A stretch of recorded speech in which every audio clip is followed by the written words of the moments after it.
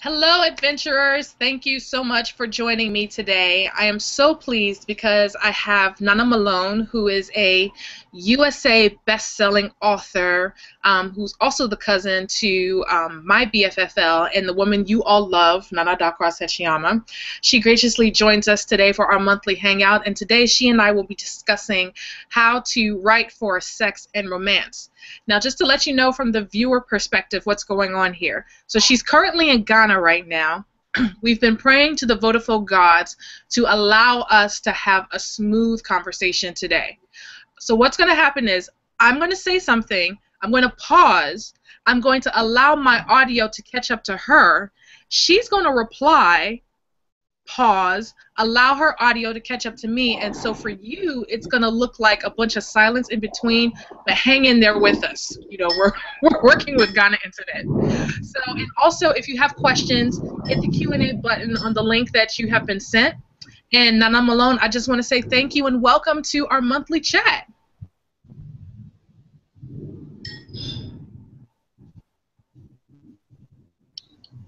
Thank you so much for having Little Cousin support. And Malika is also a fellow writing buddy, so I'm always happy to get to hang out. And she's one of my favorite, funniest people. So I hope that this chat is hilarious and awesome and produces some good fodder for new books, and everyone enjoys themselves immensely. And Absolutely. Vodafone gods, please work with us because this Ghana nonsense is not really working for me. This is not how we work and win. This isn't going to help us with progress in the nation, eh? Right? Ghana, this is not how we move forward.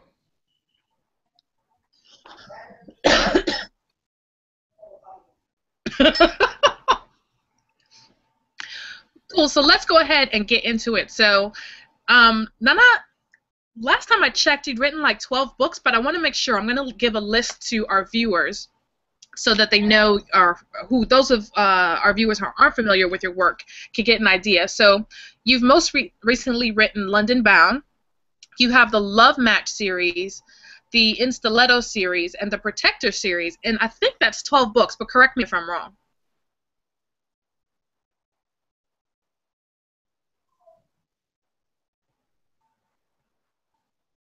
Are more actually. So the most recent, that book is Come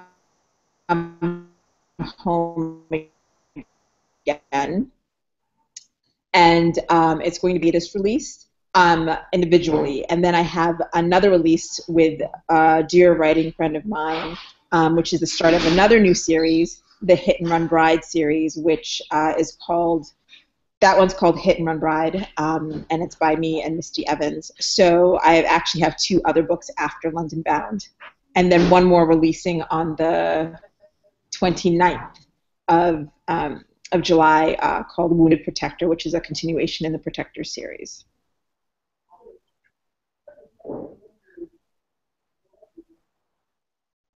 Wow, that's a lot. So how many is that altogether? Let's see.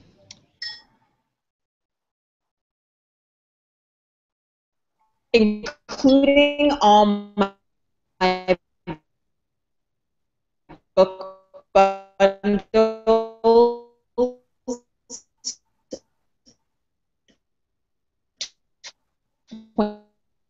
21, minus the book bundles. Oh my God, 21. Now, what's interesting is I think you started writing professionally full time. I want to say it's been 5 years. Has it been 5 or 6 years?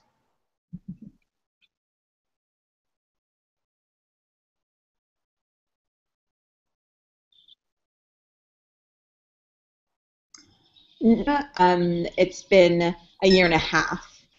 Professionally, my first book published in 2010, so it's been I didn't catch any of that. What did you say? 4.5 years.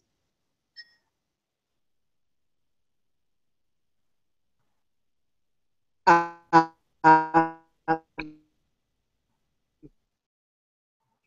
slowest conversation ever. So I just want to go ahead and throw some shade. professionally, my first book was publishing the day job. So I've been writing full time since the end of.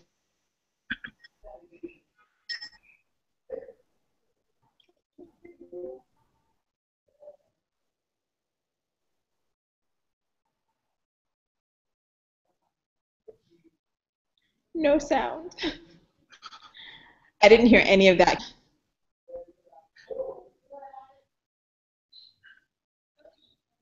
Don't worry about it, babe. That was literally like 5 minutes ago, and I made a comment on something you said, and you're just now getting it. And by the time you get this, we will have moved on to something else.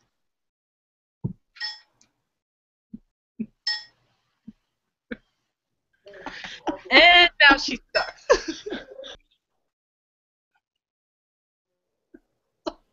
I don't think the viewers understand. I mean, Nana and I love to talk. It's killing us right now. This is an exercise in futility.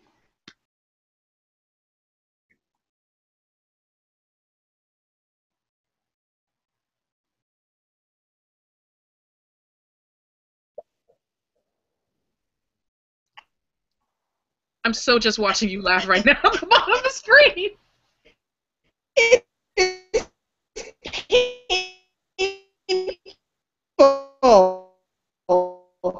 Physically painful.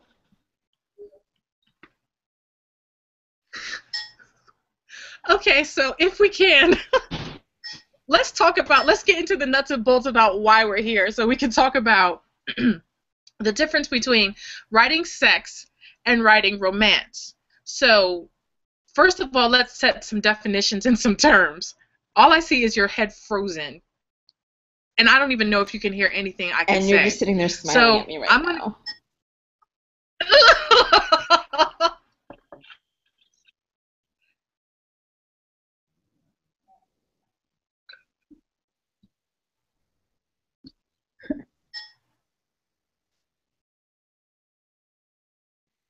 And you're sitting here smiling at me. I don't know.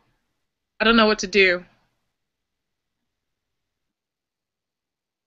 Okay, so until Nana's audio catches up with me or the rest of the world. Oh, good, she's chatting me. All right, let's see what she has to say in chat.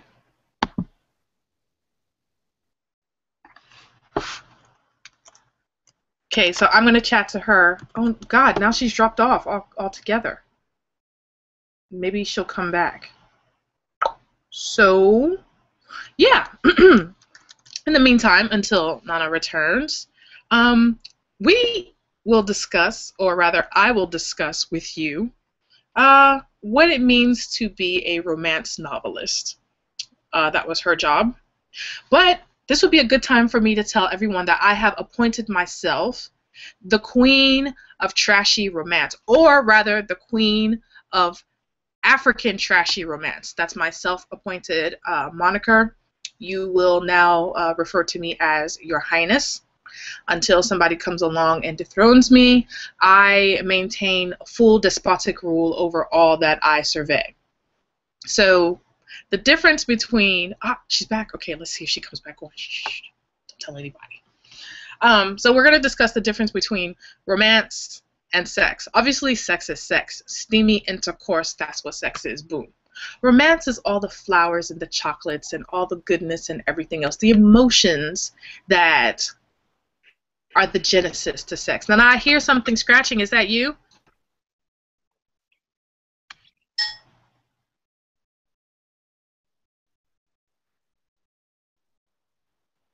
Nana.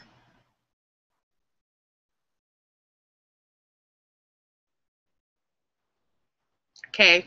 So as I was saying, sex versus romance. So in my 2 novels, as compared to her 21 novels in 4 years, the first book I wrote was very sexually driven, Daughters of Swallows, very sexually driven.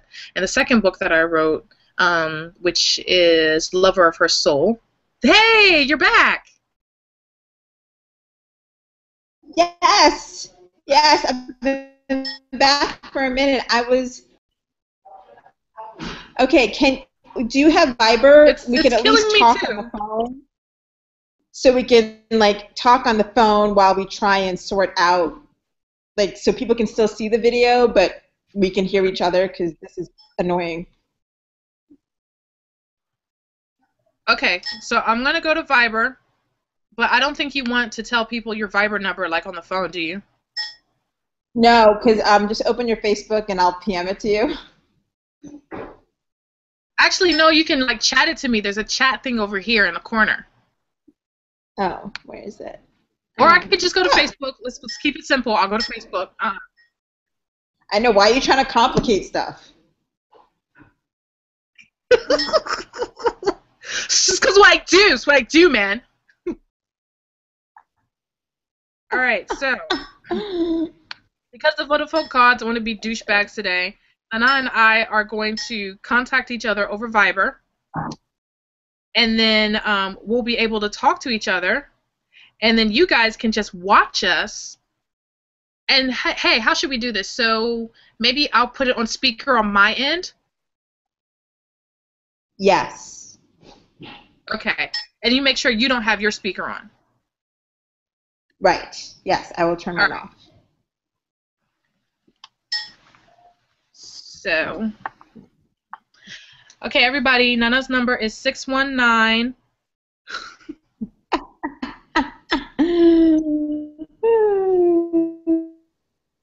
Yeah, I'll kill you if you tell anybody my number. I'm gonna put it on Facebook, right? Do you know what's crazy? It's like right now we have 0 viewers.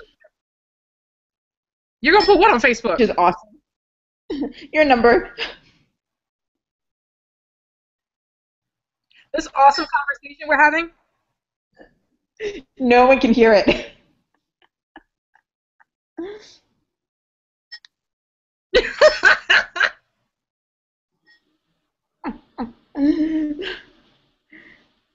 Okay, let's see. Kill that you. That is so hilarious. I'm gonna let you call me. How about that? Okay.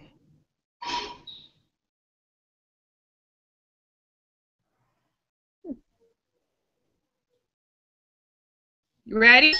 Why aren't you in my contacts? Let's try to... I don't know. You should be in my contacts and vice versa. You're not in mine either. Why is that? Technology gods, they're killing me today. They're killing us both. It's nonsense. It's nonsense. Right. It's Okay, wait, do you have an iPhone? Yeah. Okay, let me just FaceTime audio. Even better. Okay. And then that way, you can see me, and everybody can see you looking at me, looking at you. Looking at you, looking at me. While we look at each other.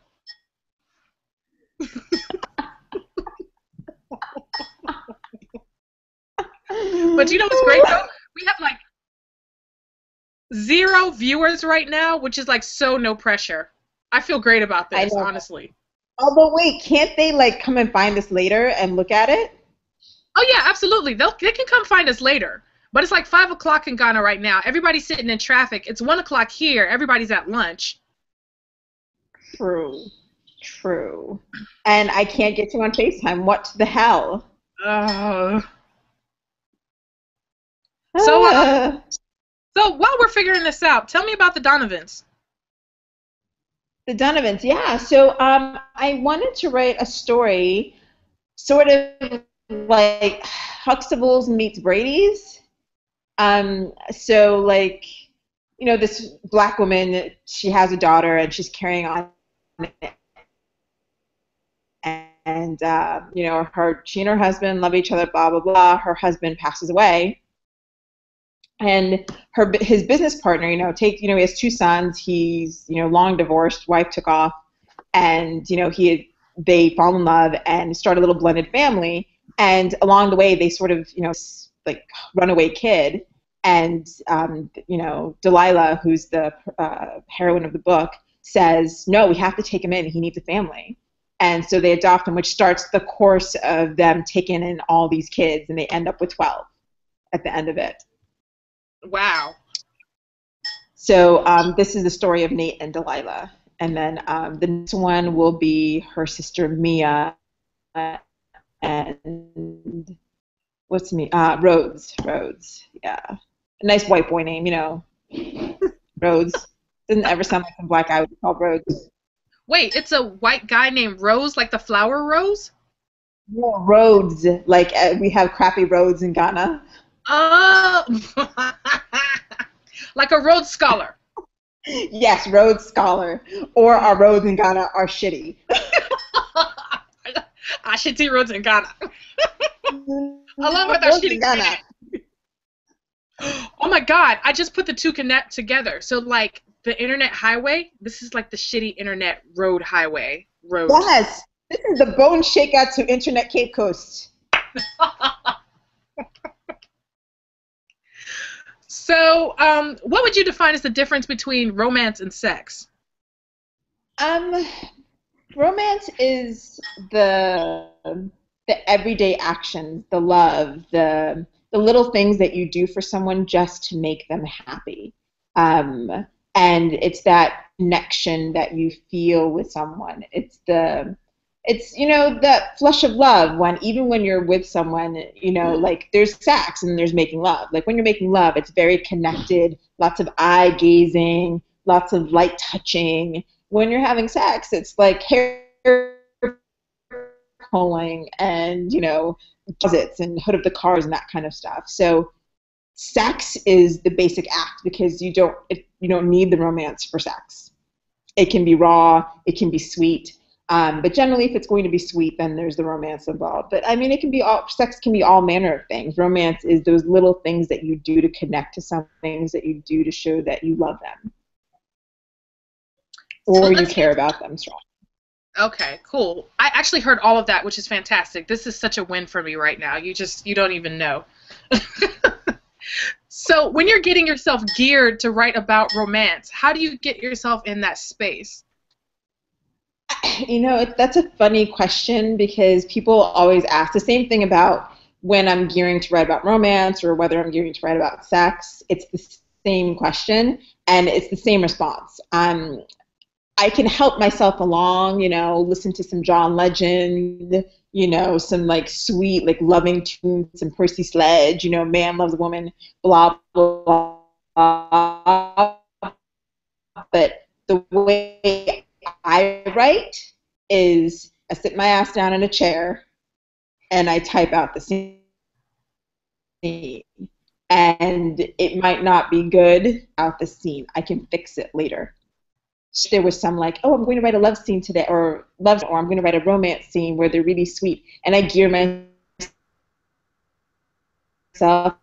and I make my husband little like cupcakes with hearts. It's not that at all. I literally just sit, no light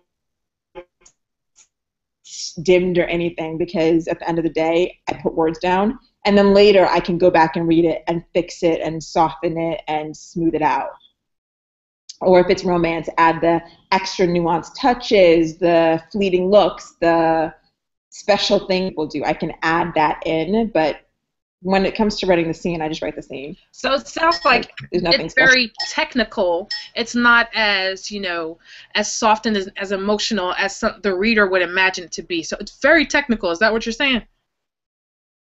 Yes. I mean, for me, it's just the words are the words. So whatever I can think of at the time, those words go down. And later on, when I'm editing, that's when I generally, hopefully the muse will help me, but that's when I read it and I go through it and I put myself in the reader's shoes, what I want them to feel, what I want them to get out of the scene. That's really where the smoothing out happens. But at first writing, it's knock down words, just put them down. Put down any words. You can fix it later.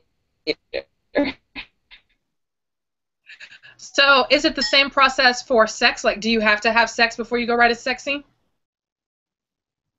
Girl, I wish.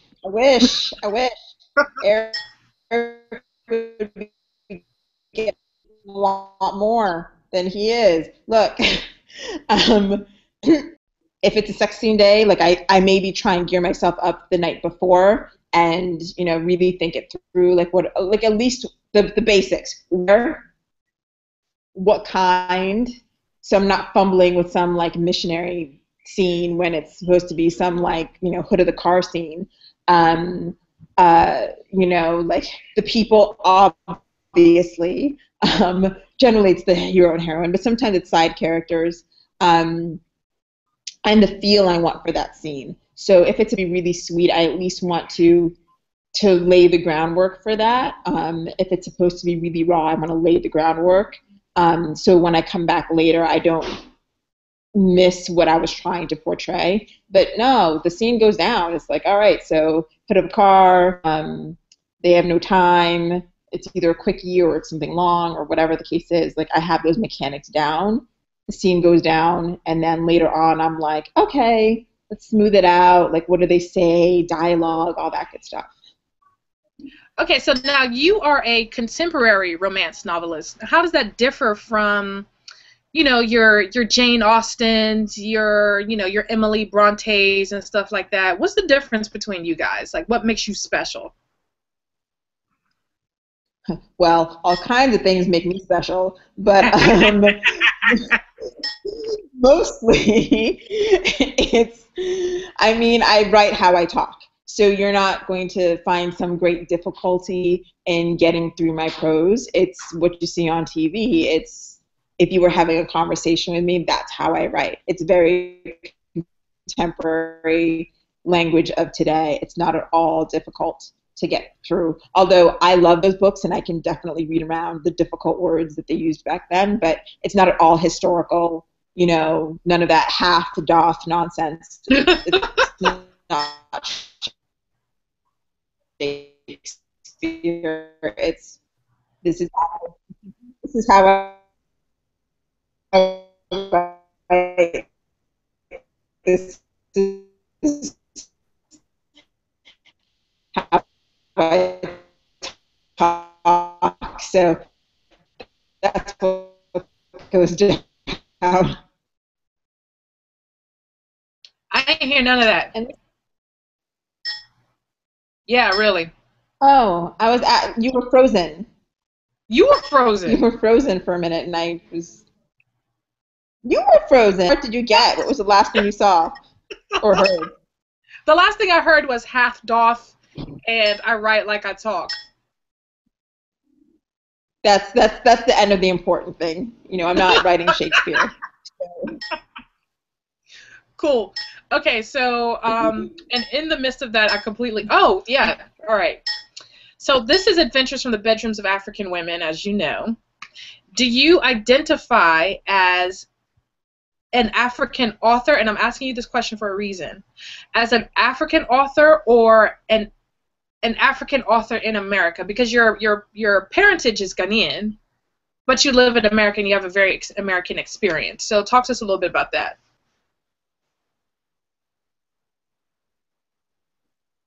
Well, this is a question I get often, and it's always entertaining for me to try and explain to people. So for me, I consider myself, I am African, I am Ghanaian, I am a Ga. That's my experience, because even though I was raised in the States, you know, I'd be outside with my little white blonde friends, you know, talking however I wanted, and then I would walk into my house and I would smell Nkete Wonu, and you know, my parents are speaking Ga, and my dad is screaming at me, Nana Ga, you know, so I had a Ghanaian experience, and things that I was allowed to do and say and express growing up were very based on a very Ghanaian parentage. And I had exposure, but probably my experience is more like kids in Ghana today with their increased exposure to the outside world. Like if you're, I mean, for lack of a better argument, if you're a Daraba in Ghana today, the exposure you have is going to be quite similar to the exposure that I had, except I had more of it at school. But if you go to the GISs and the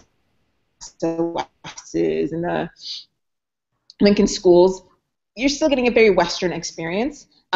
So I can only define how I feel. And so I feel like an African author by way of the experiences that I at least put forth, and I feel like an African author. Now, the characters that I write, not always, because I obviously can see what's around me and see what, you know, women go through and deal with and put up with. And obviously my strength and my outspokenness is not a general African trait, although my Ghana women do like to scream and shout a lot. Yes, they do. But so I do like to put forth a kind of strength in my characters, but I know that in the Ghanaian culture, it's not ideal for a woman to be as outspoken as I am. So I recognize that that's probably the American influence, but I consider myself a Ghanaian author, a Ga author, an African author. How other people define me doesn't really concern me. Okay. Now, the reason I asked this question is because Akwesi Sapong actually recently did an interview with Ama Taidu. There's just a snippet out there right now. I don't know if there's a full-length audio of it anywhere. I haven't been able to find it. I just discovered this today. And in it, he alleges that African authors, the quality of African authors just doesn't exist today as it did with that vanguard, the Wole Soyinkas, the Amai Taidus, you know, that whole vanguard, Bessie Head, that we today just don't write as well as they did. And I personally take exception to that. I think that you are an excellent writer. I think, you know, Chimamanda is an excellent writer. I believe that there are so many really good writers out there, but I think that they just don't get the exposure that this particular vanguard did because they were so unique. There were so few of them. And I feel like there is a larger crop of us now. And we just don't have the level of exposure that they did because there were so few and so unique. Would you agree with that, or would you say that, particularly in the area of romance and sex, since that's what we're talking about today, would you agree that our group of authors just suck? No. I mean, here's the thing, and you know, I kind of ran into this a little bit when I came home last year, and it was my first exposure to the Ghanaian public as a writer and an author. And it was funny because that summer was the summer of all these authors coming to Ghana and doing tours. I mean, Taya Selassie was here, and like, I was like, oh, all right, well, all these very literary folks. And Chimamanda's book, Americana, was making a big buzz last year, and it's still making a big buzz. It's a great book. But for me personally, when I had my reading, I made a joke that, like, I was like, I know I saw a lot of you at Taya's reading. I don't write that kind of book, to be very, very clear. Now, if we're talking strength in storytelling, I think that the crop of writers we have today can absolutely tell a story because it's our culture. It's in our blood to tell stories. It's who we are. It's how we identify. I've never met an African who's asked a simple question and gives a simple response. No, there's a story that comes with it. Like, there's a whole entire situation. It's like we have to do the setup, and he was standing here and they were standing there, and then I said, and then it happened like this, and there's wild gesticulations. That's how we were brought up on that, in that very oral tradition of how we relate and tell stories. Mm-hmm. So I think that the storytelling ability is absolutely there. Now, if he wants to say that someone, say like me, is not as skilled, I'm not trying to be a Wole Soyinka. And there's people who think that, you know, they're like, oh, well, you have this talent, and that's what you should be doing. But I think there's a hubris in trying to define one African voice. I think there's an ignorance in saying that because someone writes something different, that they're not as good. Mm-hmm. I think I'm a strong storyteller. So if you can get the story and you can be entertained and you can laugh and you can be like, it was a well-crafted story, I'll take it. And I think that there are a lot of writers out there that are absolutely doing that. And don't necessarily have the exposure. Now, I've been lucky in my exposure, but I've also crafted my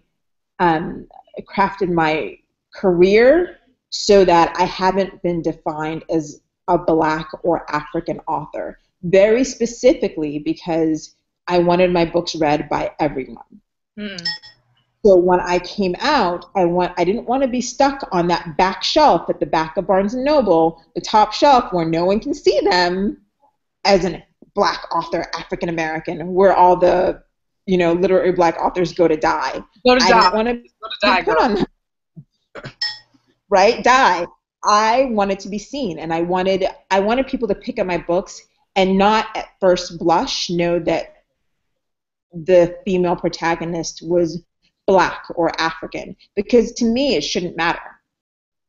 And if someone can read a story and say, oh, I had no idea, it never even occurred to me, or wow, just because she was Black didn't mean that I couldn't identify with her, then I've done my job, and that's exactly what I set out to do. Now, in terms of what was said about the crop of our current people right now, I think that there are great authors out there, and I think there are authors showing great, great promise. Yeah, they probably don't have the same visibility that each author does. I mean, by the ability to self-publish, the market is flooded, and even publishers today, the problems they're having trying to get visibility for their authors is extremely difficult. Like people like Chimamanda and Taya have obviously had a lot of visibility, but even Chimamanda, her visibility is even greater, and I think her talent is fantastic. Now again, am I Chimamanda? No, I don't write like her.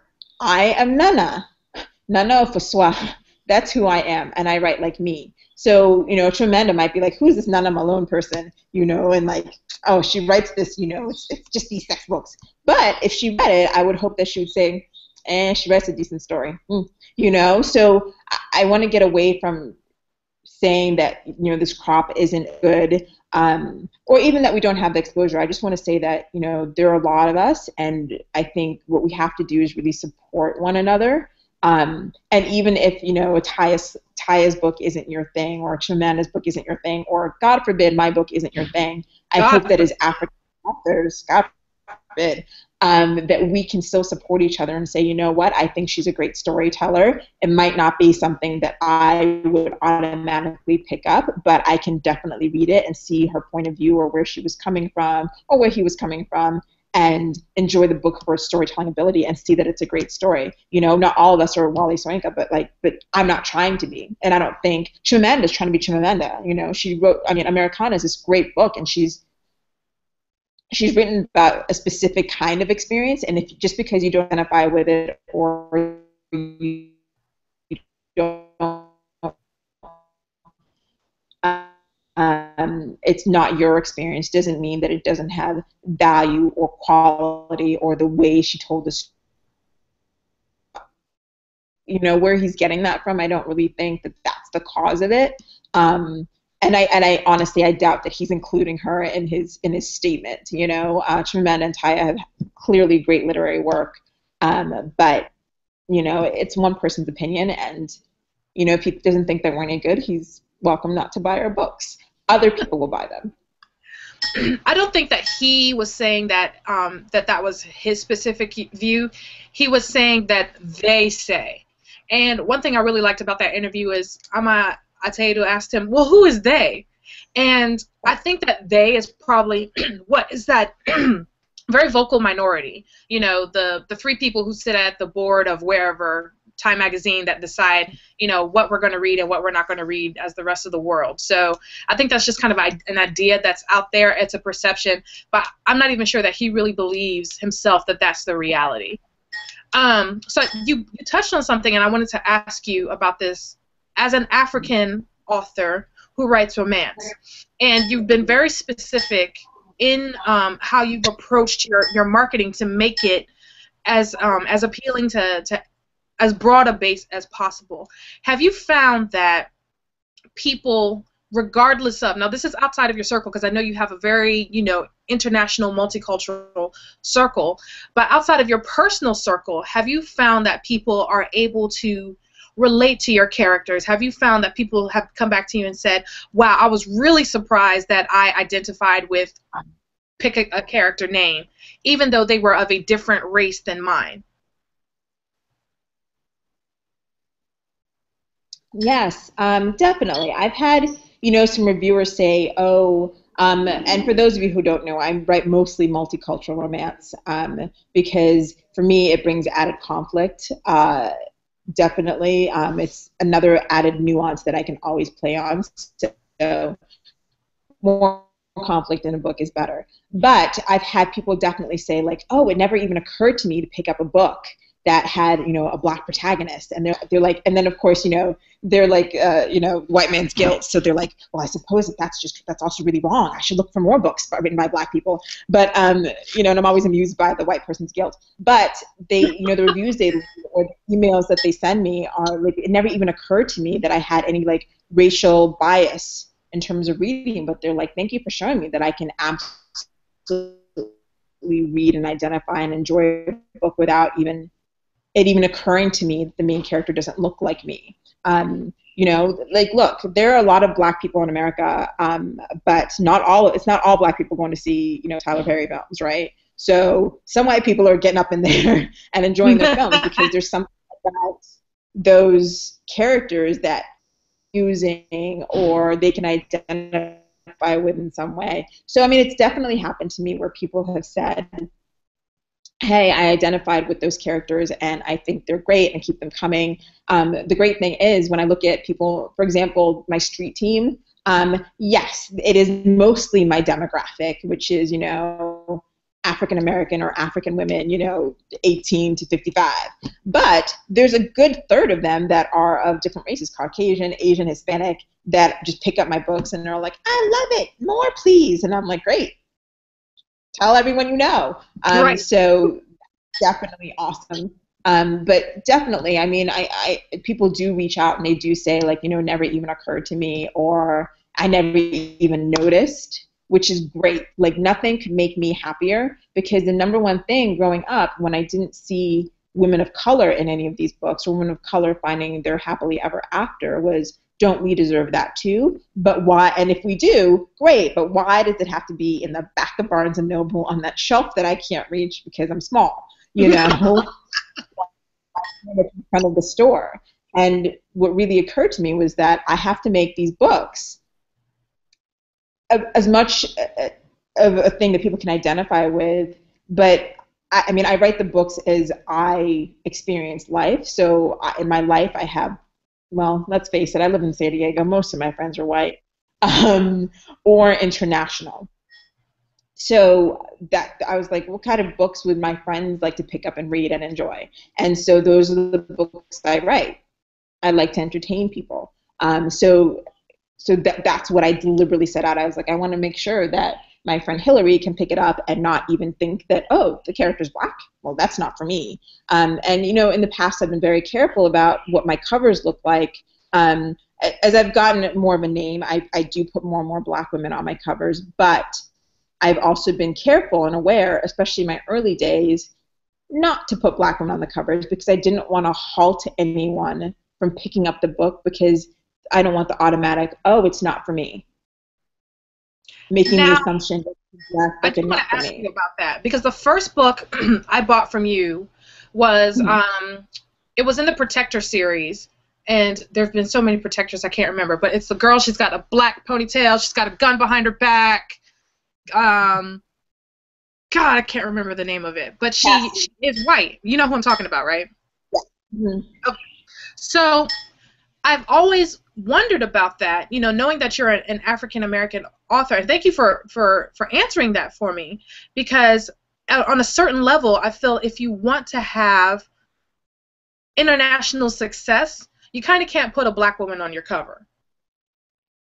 Would you agree with that? I'm changing my opinion. So I do write mostly multicultural romances, but I do write romances with other ethnicities. So the cover that you have, I believe it's probably Reluctant Protector, one of my first ones. Yes, yes. She's white, so that's her on the cover. But the next book in the series, Forsaken Protector, is Simone, and she's black, and I put her on the cover. Girl, she be black, she Creole. She's Creole. No, Simone is black. Simone is for sure black. Cassie was for sure white. So, I mean, what I'll have often happen is my main core audience, who gets very used to my multiculti and they're very used to the protagonist being black. When I write a book and the protagonist isn't black, they get a little upset. And I'm like, I'm a writer. I imagine a character. I create the character, whatever she may look like. And then I move on from there. So I do get a lot of like angry emails sometimes where they're like, well, I only want to read your interracials. And I was like, well, I mean, I can put a little note in it that this is the interracial, or it's not, but I mean, you can feel free to not join my mailing list. But I have found that in the past, especially as I was building my brand and my name, that I tended not to, or in a very subtle way. My very first book, Game, Set, Match, now it wasn't by choice, because I had no choice over the cover because I was with a publisher. They had a black woman's hand holding the camera, which is Izzy. Now, Izzy is supposed to be my coloring, but man, they had whitewashed her like Beyonce. She's some light-skinned girl. I was like, you could barely tell she's black. And that, I mean, the cover sucked. It was a terrible cover. A terrible, terrible cover. And then the next book was Reluctant Protector, and then the next book after that, hold on, let me think, was Sexy in Stilettos. So with the in Stilettos books, what I really wanted to do, I mean, I'd had one with, you know, a little brown hand, and then I'd had another one with a white girl, and, you know, the Protector series did decently for an unknown author. And with the in Stilettos books, I clearly saw the woman in my head, but I couldn't find models that depicted the girls that were cute enough, because you know how it is trying to find a cover with a girl, a black girl that's, there are lots of black models, but apparently the ones that use stock photography are not okay. So that was a challenge. And then I also said, what do I want my career to be? Because at that point I was sort of all over the place. And when I said, this is the career I want, and I want to reach as broad an audience as possible, I'm not going to put a woman on the cover. I'm going to let people open the cover and read and judge for themselves at that point. I don't want to stop anyone at the cover. And so for that series, I was very deliberate. Although for the second book, you see there's a model, it's Sultry in Stilettos. It's a half model. She's holding a shoe. You can see she's brown, obviously. Yeah. Yeah, so, but to this day, that book has sold, of the Protectors books, that sold the least amount. Oh, sorry, of the in Stilettos books, that sold the least. It doesn't sell well. Wow. So for a while, I was like, all right, you know, Forsaken Protector did decently, so I was like, okay, that had a black woman. So, I mean, it all depends on the genre and what you have going on. But, I mean, as time has gone on and I've built a name for myself, I'm saying more and more, I don't care. And especially with London Bound, as it's a new genre, and there were people crying out for diversity in the new adult genre, you know, like, because new adult, you've seen the books where it's like two young-looking white people almost kissing. And everybody's like, come on, there are like other, and I saw the picture of Image, and I was like, yes, because she's a beautiful girl. And I was like, you know what, I'm just going to go for it. And it was a huge risk, but that book did so well. And I'm so proud that it did so well. So I'm sort of changing that, but I think for a new author,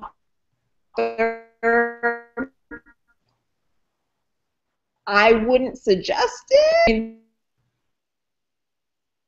I don't just want my audience to be black women.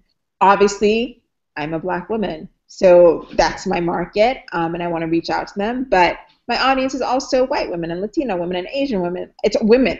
Women are my genre. If you love romance, and let's be frank, you hear me talk. I'm not a sister girl. I don't write sister girl books. And it's going to come across as very inauthentic. And so I have had that feedback that, you know, my characters don't sound black enough. And then I told that reviewer that she was perfectly welcome to no longer buy my books.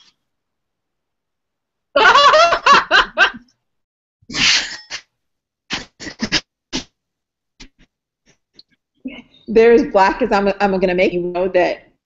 I mean, every single one of my characters has a piece of me in them, so I'm as black as I am. You can't deny that. You can't deny me the fact that I'm a black woman. You can't deny me the fact that I'm an African woman. You can try, but you can't deny me. You're not me. Only I know me. So if you tell me my character's not black enough, yeah, you don't know me. So I'm going to tell you to jump in a lake or something like that. It's so funny. It's like while you were talking about a conscious effort about your covers, I actually went the complete opposite way. And because I write, my characters are African women, usually based in Ghana, usually Ghanaian.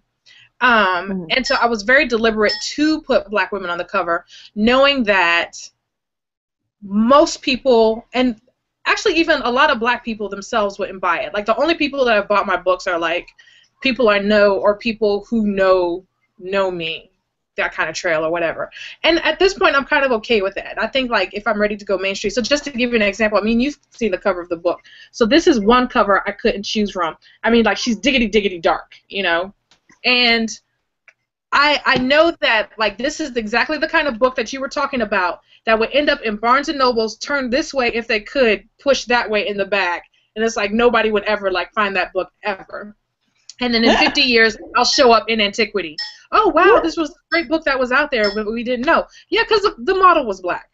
But I like what you said, because you were talking about how your audience is women. And I really think that romance is a connector of all women. It's something that we all experience one way or another. You know, we all have shared experiences with romance. We've all gotten flowers, or we've all had the disappointment of not getting flowers, or, you know, that date that sucked, or that date that was really awesome, or that, you know, your first wedding night. Like, every woman in every race and ethnicity, not every woman, but every race and ethnicity has a woman who has had these experiences one way or another.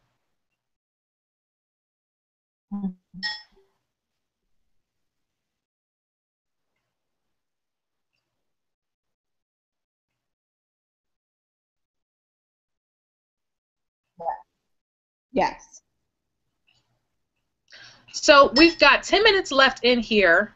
And what I'd like you to do is, I would like you to scandalize us. Would you please pick up a sex scene? Forget romance for now. Pick up a sex scene and take us out with some sex. Oh. That's good for it. Sex.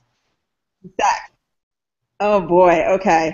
Well, I didn't make it too steamy, but it's still a good one. Okay. Oh boy. Here we go. She reached for him, unbuttoning his top button, then the next, and all the way down until his shirt was open. When her fingers brushed his skin, Lex squeezed his eyes shut, trying to manage a deluge of need. She was touching him like she needed him, like she would die if she didn't have him. So what was his problem?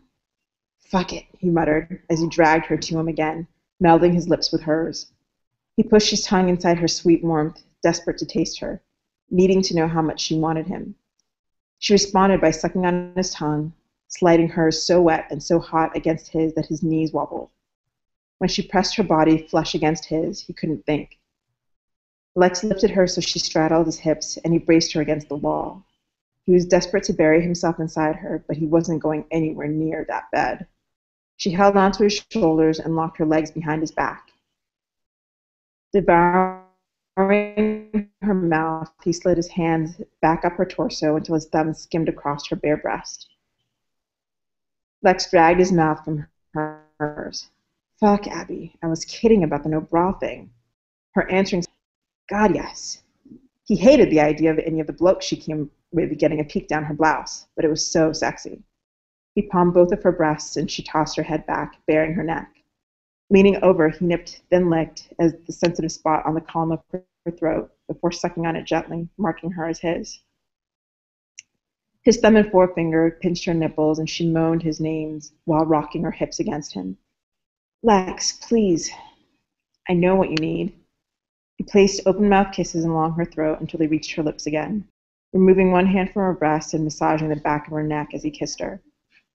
He let her legs fall back to the floor and wedged a knee between her thighs. She moaned at the contact. He knew by now how close she was. Her little mewling sounds were a dead giveaway. That's it, Abby. Help me make you feel good. Show me how you like it. Ride me. Move how you want. He pinched her nipple again, and she screamed. Lex lifted the sills, and able to help himself, he lowered his head to one of the darkened buds. Right before wrapping his lip over the puckered tip, he whispered, "You are so beautiful." The moment he licked her, she trembled, then came apart in wild convulsions. Lex didn't let up, sucking her nipple, drawing her in need.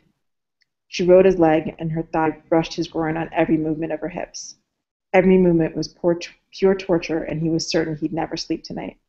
Oh, God, Lex. Another orgasm rolled through her, and he watched in wonder. When she came, she was the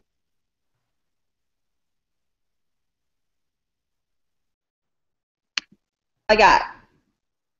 And of course, the Vodafone gods cut out the orgasm part. I'm so annoyed. Oh, okay. Should I reread? Quickly. Don't read with feeling. You just read it because we heard Blackberry nipples. I was tweeting that. I was like, hey, the followers need to know this. And then all of a sudden, she was about to come, and they just cut off the whole internet. So why? Okay. Blackberry nipples. I know you like it. Blah blah blah. Go down from there, and then I know what you need to get there. Hey. Okay, show me how you like it. Move how you want. He pinched her nipple again, and she screamed. Lex lifted the soft material of her blouse, exposing her blackberry-tipped nipples, and able to help himself, he lowered his head to one of the darkened buds. Right before wrapping his lips over the puckered tip, he whispered, "You are so beautiful." The moment he licked her, she trembled, then came apart in wild convulsions. Lex didn't let up, sucking her nipples, drawing in her need. She rode his leg, and her thigh brushed his groin on every movement of her hips. Every movement was pure torture, and he was certain he'd never sleep tonight. Oh, God, Lex. Another orgasm rolled through her, and he watched in wonder. When she came, she was the picture of pure abandonment. We did it! Now, we got 5 minutes left, and I have to ask you this question. As a contemporary romance novelist who writes interracial romance, now there is, because you know on Adventures we get political every once in a while. All of a sudden, I found myself embroiled in this whole "you okay sis" hashtag thing or whatever. And apparently, there's this guy whose name escapes me because it's so not important. But he is influencing. He's got a large enough influence. He has like 44,000 followers or whatever. Influencing young men, black men in particular, to label black women who date outside of the race as bedwenches. Is this something, crazy, I know. Is this something that you ever worry about being attacked with? Now, just, thinking ahead. If you were ever attacked with that label as somebody who is hawking bedwenchery, how would you respond to that? I want you to listen closely. You can feel free to kiss my black ass. And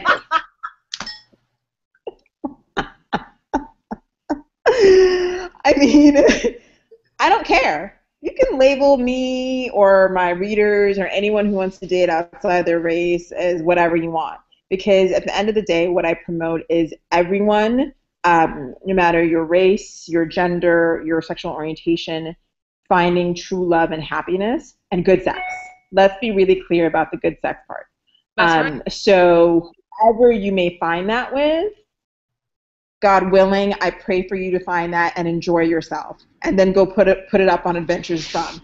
I mean, like guys, like people like that, I don't care about. I'm not interested, because the thing is, look, black men have placed a value on white skin for centuries. And I get the deep-seated reasons for it, et cetera, et cetera, et cetera, blah, blah, blah. And I also understand sort of where some of these black men are coming from when they're like, our women are, going over to the other side, they remember slavery, blah, blah, blah. But, like I get that there's a trigger. I get that there's a trigger in some people's heads. I get it. But at the same time, like, this is 2014. Like, where people can find love, like, there are awesome, hot, smart black women running around without a man because all they want is a black man. And I'm like, look, you are missing out, and you will be alone. And you keep telling me how badly you want kids. Well, go and get you any man that will treat you right and give you good sex. Let's be real. Let's be real. Let's stop worrying that, oh, I need a strong black man. You know what? If he was around and gainfully employed, and not gainfully employed, but because I love like a successful man, and treats you well and takes care of you and has never been to prison and blah, blah, blah, blah, blah, doesn't have baby mamas, great, have him. What's the problem?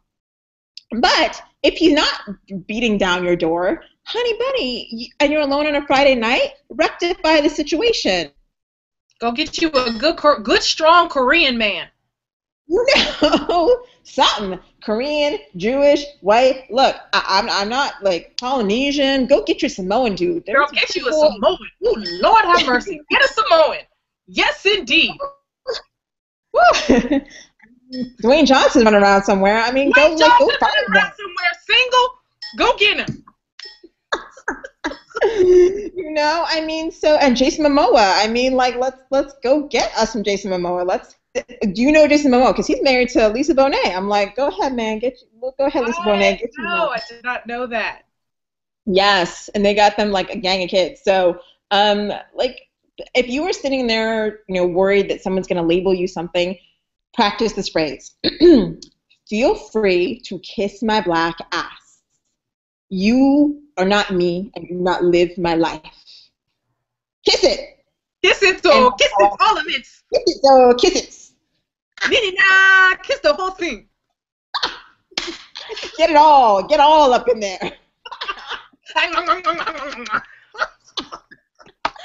Wait, are we going to talk about bum lickers now? Is that where we're going with this? We weren't headed with that, but I'm good with that. I'm good with talking about bum lickers. Hey, bum licking. I mean, like, hey, I'm a fan. These days, the bum licking, people are very open to it, from what I understand.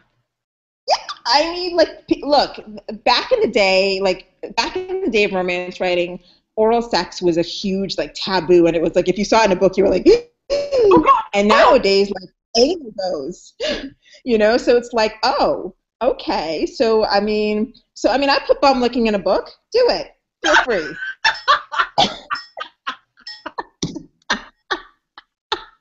I put it in a book. Oh, why? Which book so that people can go and buy it? Reluctant Protector, it's in there. Reluctantly licking bums. Hey, not reluctantly, not reluctantly. He was all up in it. My husband read that book and he was like, hey, Nana. He was like, I needed to cool down. I needed to cool off. I needed to calm down. So who licked whose bum? Was it the guy licking her bum or vice versa? Oh, guy licking. Because, like, male bums are not cute. Let's be real. They're not. They're so hairy. Yes. No. I would never. You can lick mine, but I won't lick yours. Look, I subscribe to Dan Savage's good, giving, and game, but there's a limit. There's a hairy bum. I just can't. There's a line. This is the line. We won't cross it. There's a line.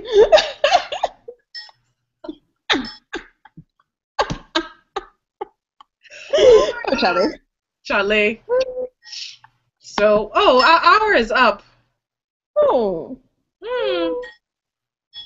We're And we hanging out.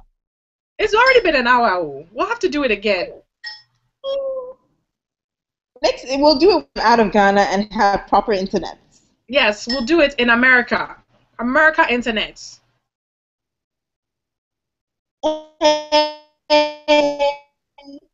Look, yes, America internet, where it's free and you can use as much as you want. And I can well, even not do free. it in the park. Let's be real.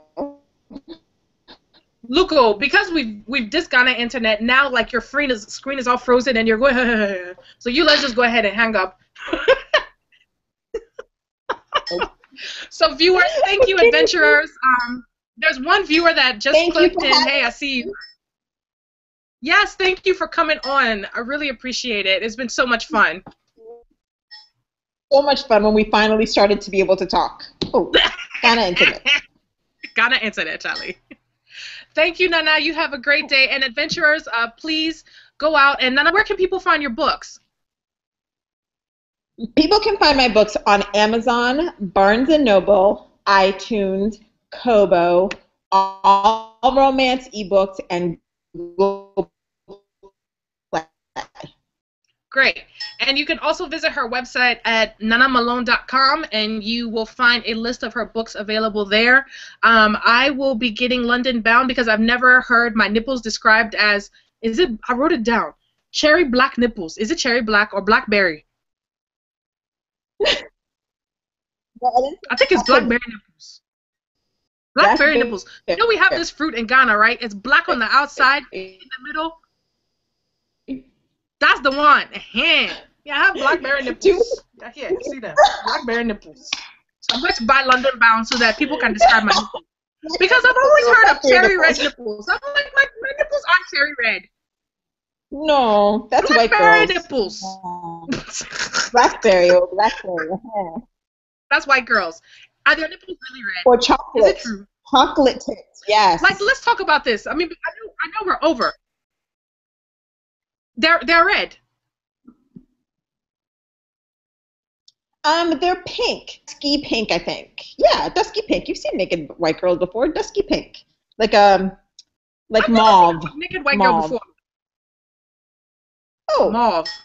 Oh, well, you went to boarding school in Ghana. Okay, so, I like locker rooms. You go and people shower and naked as you please.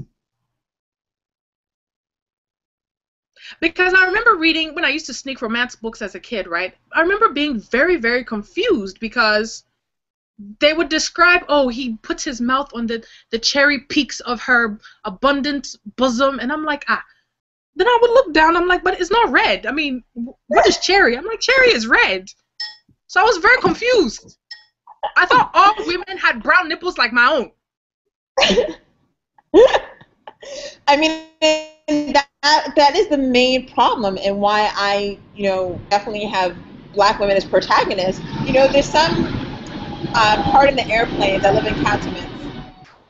There's some, young black girl, sneaking her mother's romance novel, and she's going to read it and hear about, gleaming skin and, blackberry nipples because that's what she has, and she's going to be like, oh, okay, someone who looks like me, as opposed to someone who doesn't even look like her with, flaming red hair, which you can still read and enjoy the experience, but have someone that you can identify with and be like, oh, she found love, maybe I could too, as a perpetuating Cinderella stereotype. What? And a flaming red muff.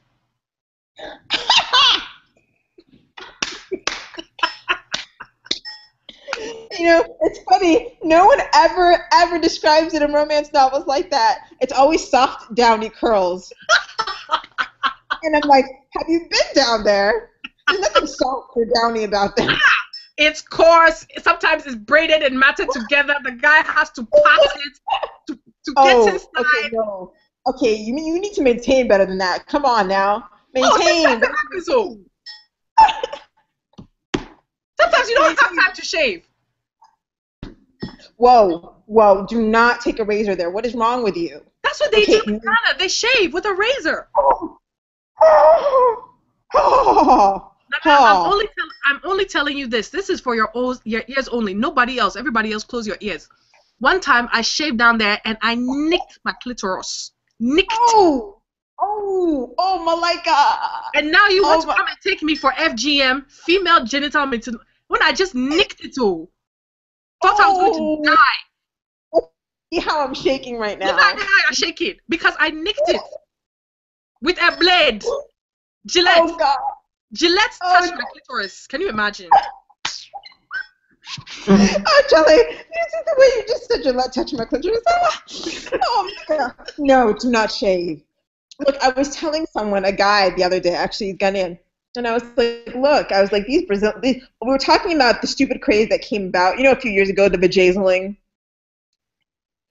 What is that? Remember Jennifer Love Hewitt was putting like crystals on her like vajayjay, and Yes. everybody was like, say what? Yes, and so I was like, oh, vajazzling, that just sounds like, why? Like, that's just extra adornment. And I was like, yeah, but I was like, at least that's over, but the Brazilian thing is still in. And then he was like, say what? And I was like, yes, hot wax, and sometimes you even have to help and hold your leg like so while they put a strip down your vajayjay, and they're like, whoop! Yeah, the pain is like some other kind of pain, or some Have you done other it? kind. Yes, I've done it, Kelly. And the thing is, I did it, and my husband was like, meh. He's like, I prefer He some wasn't impressed. hair. He's like, I prefer some hair. And I'm like, oh. I hear sometimes when you go for the Brazilian, they make you get on your knees so they can get the hair from Yeah, behind. yeah, yeah, it's true. Truth, truth, truth. Me never. I'd rather be nicked by Gillette. No, you wouldn't. You wouldn't. Because the thing is, once they yanked all the hair out from the roots, the roots, then it's over. Nicked by Gillette, you're still in pain for days, weeks even. Weeks, Ah! weeks. I was in pain for weeks. I was seeping. Oh, stop, stop, oh, It's stop. like a I beg, I scab. It's beg, like I a scab beg. on your skin. When your skin is trying to heal, that whole process of the Oh, skin trying to my oh, stop, stop, my stop. clitoris was trying to heal itself. Mink bubble pie, mink bubble pie. Oh, I can't. Oh, Mati. Nicked by Gillette. I have to put it in a book now. I must now. That has to go in a book. Nick. Okay, you can take Nick by Gillette, and I'll take Flaming Red Muff. My flaming red muff is your own. That one, hey, it's never described that way. Like, that's not very sexy. I mean, the thing is, you would be the kind of words you see in romance books, and you will sit there and you're like, that's not sexy. Like saying like you're like vaginal wall. That's not hot. That's not sexy. That's not sexy. It's not sexy. A hedge of vaginal hair. Being being like vagina. That's not sexy. It's not sexy. It's not sexy. It has soft It's inner not. core. It's just not. Soft inner core. Just like saying penis isn't sexy. So you're like, okay, erection, dick, cock, all better than penis. Ugh. It's all better than penis. His ramrod, his rigid rod. Okay, no, that's just as bad. Like all that purple prose. It's so funny how the purple prose of like historical romances of our Mother's Day is so out now. Like everyone's like, oh, what is this nonsense? Blah blah blah. They're like, ah. So now everyone's so against it. So you have to like watch your wording, but you don't want to say penis. So you're like, ah, I've got dick or I've got cock. And every time I use cock, people are like, ah, up in arms. Hey, it's porn. You said cock is porn. Now what? Porn. Of course it's porn. Can you imagine? Oh God. All right, now we're way over time. You and I are going to hang out, but I'm going to end the broadcast and thank everybody for writing.